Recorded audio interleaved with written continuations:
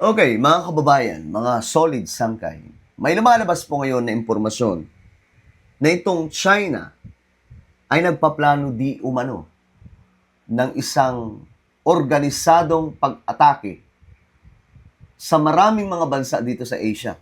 Hindi ko lang alam kung gaano po ito ka-reliable na information. Pero ngayon kasi mga sangkay, pakalat-kalat po ang impormasyon sa mga balita sa international. Kasama daw po sa plano ay itong Taiwan, syempre, Japan, Pilipinas.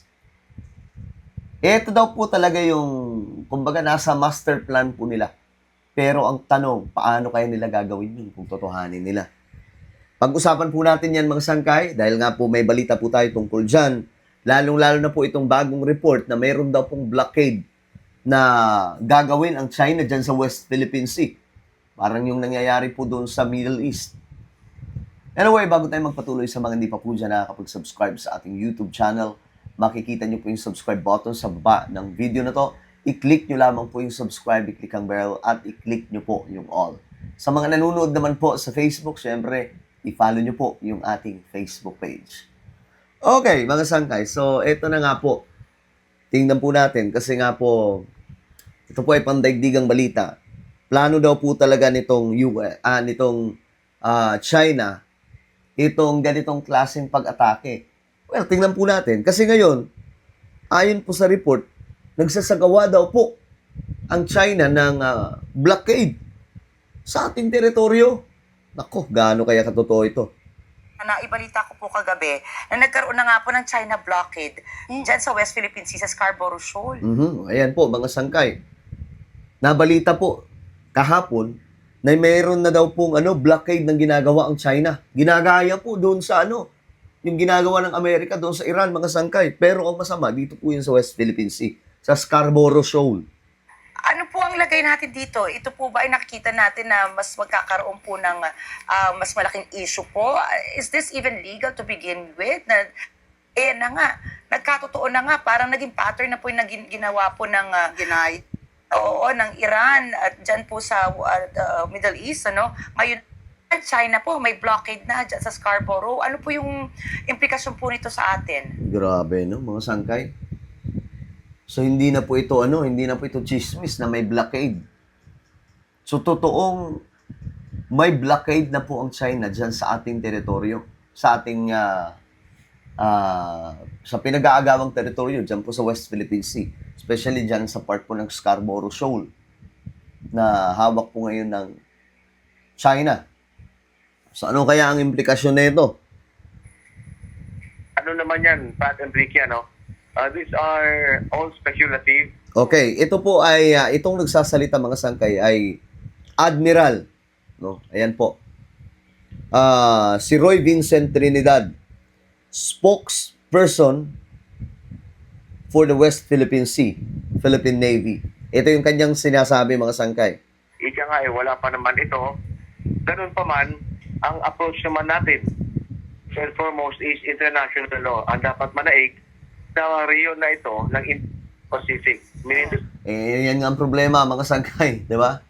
Kahit anong sabi nyo sa China na international law, UNCLOS, o kaya kung ano pa dyan na mga tawag dito, batas sa international, di ba? Sa UNCLOS ka po. Isa pa po yan sa pinag-uusapan. Tapos meron pa po tayong naipanalo pa po natin mga sangkay yung karagatan na yan sa international.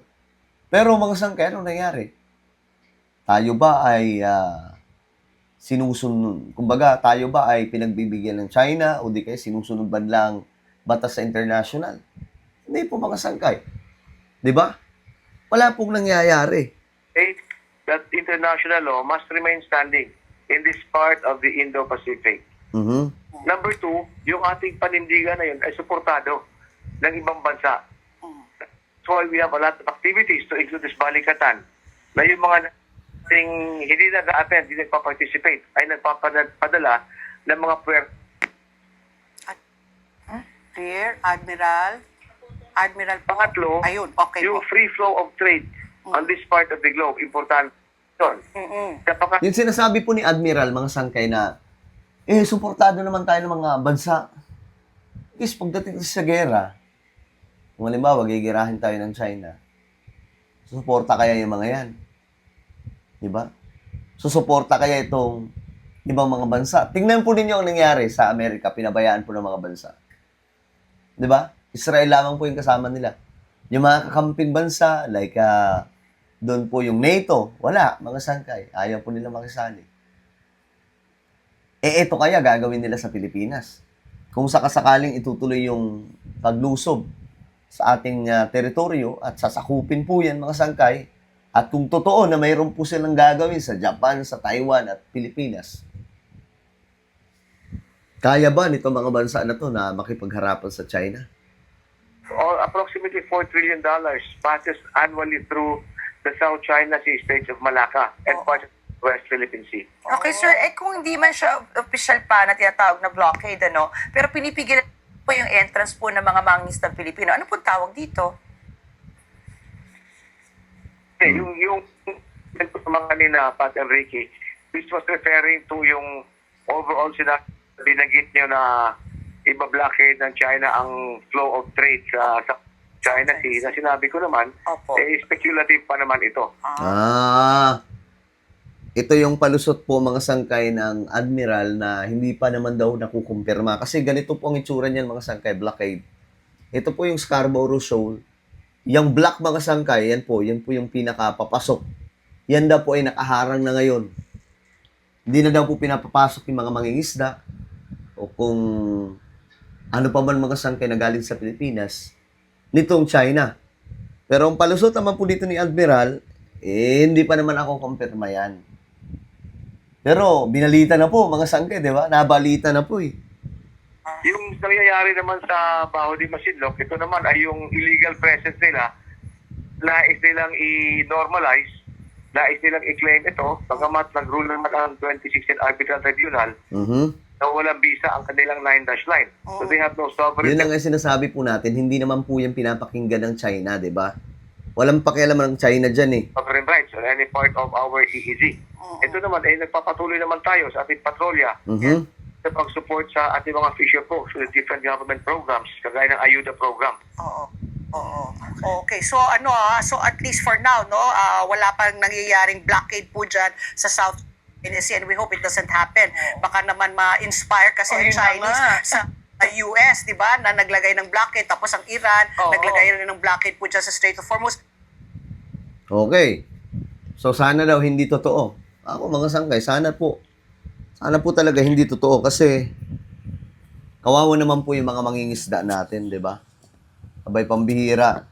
Diyan na nga lang po sila humuhugot ng kanilang pangkabuhayan. Tapos, madadali pa. No? Madadali pa nitong China yung kanilang kabuhayan. So, kung blockade, kasi sabi, na parang inspired by China daw, ay by US, mga sangka itong ginagawa ng China na pag-blockade sa ating teritoryo. No? Hindi po nila pinapakinggan yan mga sangkay kasi yung panalo natin sa arbitral, di ba? Wala po, hindi po nila pinapakinggan kahit nga po yung UNCLOS, di ba? Wala. Wala po silang pake. Basta sila nakapwesto, amin yan. Ganun po mga sangkay. Pero, ayun na nga po, gaano kaya katotoo na ang China ay nagre-ready na po sa isang malaking invasion laban po sa Pilipinas, Taiwan, at Japan. Pero tingin ko mahirapan po sila eh. Pagdating sa Japan, matatakot po yung China na yan. Kasi nga po, malakas ang Japan eh. Lalong-lalo na po ngayon. Sobrang nagpapalakas ang Japan. Akala mo nga may paparating na gera. Bakit ganun sila eh? 'Di ba? At alam po natin yung trauma ng Amerika, ng China sa Japan noong World War II. Kaya siguro ganun na lamang po yung kanilang paghahanda. Pero kung gagawin nila yan, na lulusubin nila itong mga bansang to, malaking problema yan. Hindi lang sa atin, kundi sa kanilang bansa rin. Kasi ang China malago na pong bansa eh. Kapag ginawa po nila yan, parang kumuha po sila ng bato tapos pinukpok po nila sa kanilang sarili. Kasi mawawasak din po yung kanilang bansa eh. Lapit pa naman mga sangkay. At tapos ang daming base militar ng Amerika. Alright? Well, ano po ang inyong opinion? Comment down below. Huwag niyo pong kailimutan na i-subscribe yung ating YouTube channel. God bless everyone.